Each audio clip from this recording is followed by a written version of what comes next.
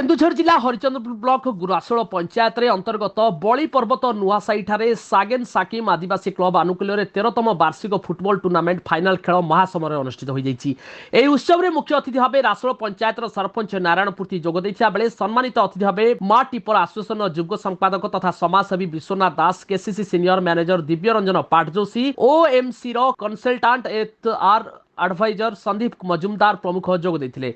अतिथि मानक मंच रे फुलतोड़ा माध्यम रे भव्य संबर्धना दिया जाइथिला। तापर अतिथि माने पडिया पध्यकु जाई खेलाड़ी मानक उत्साहित करथिले। एही टूर्नामेंट 3 दिन धरि अनुष्ठित हेउथिया बेले एथिरे मोट 48 टी दल अंशग्रहण करथिले।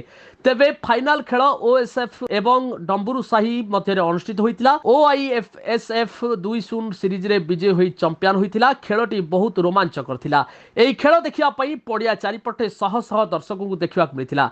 प्रथम द्वितीय तृतीय चतुर्थ स्थान हासिल करथिया फुटबॉल खेलाड़ी को पुरस्कार बाबद खासी प्रदान करा जाइथिला। केन्दुझर जिल्लारू हरिचंदनपुर प्रसाद नायक रिपोर्ट J4 न्यूज।